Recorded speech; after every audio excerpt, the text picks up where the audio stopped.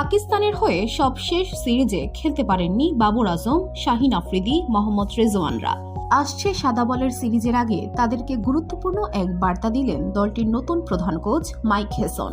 লাহোরে জাতীয় দলের অনুশীলন ক্যাম্পে বাবর আজম ও শাহিন শাহ আফ্রিদিকে আশ্বস্ত করেছেন তিনি। পাক কোচ বাবরদের জানিয়েছেন, দলের পরিকল্পনায় তারা এখনও আছেন, কোনো ফরম্যাটের দরজাই তাদের জন্য বন্ধ হয়নি।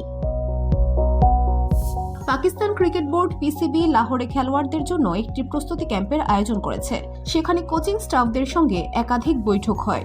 সূত্রের বরাতে জানা গেছে, হেসন বাবরকে জানিয়েছেন, তুমি এখনো দলের পরিকল্পনার অংশ, তোমার জন্য কোনো ফরম্যাটই বন্ধ হয়ে যায়নি, প্রয়োজনে সুযোগ দেওয়া হবে। বাবরের কাছ থেকে দলীয় পারফরম্যান্স কিভাবে আরও উন্নত করা যায় সে বিষয়ে মতামত চেয়েছেন হেসন। জানতে চেয়েছেন বাবর সবচেয়ে বেশি কোন ফরম্যাট উপভোগ করেন।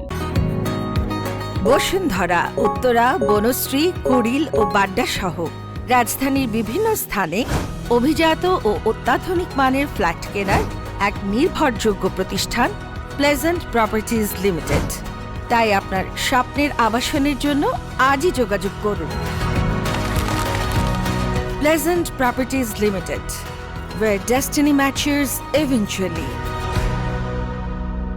শাহিন আফ্রিদির সঙ্গেও আলাদা বৈঠক করেন হেসন। বাবর আর শাহিন দুজনেই স্পষ্ট করে জানান, তারা লাল ও সাদা বল দুই সংস্করণেই খেলার জন্য প্রস্তুত। তবে বাংলাদেশের বিপক্ষে 3 ম্যাচের টি-20 সিরিজে বাবর আজম ও মোহাম্মদ রেজওয়ানকে বিশ্রাম দেওয়া হতে পারে। টিম ম্যানেজমেন্ট মনে করছে, সদ্য শেষ হওয়া ঘরোয়া সিরিজে যারা সুযোগ পেয়েছেন তারা নিজেদের প্রমাণ করেছেন এবং তাদের আরও সুযোগ দেওয়া উচিত। তবে শাহিন শাহ আফ্রিদি ও সুফাইন মুকিমকে দলে রাখার সম্ভাবনা রয়েছে বলে জানায় সূত্র।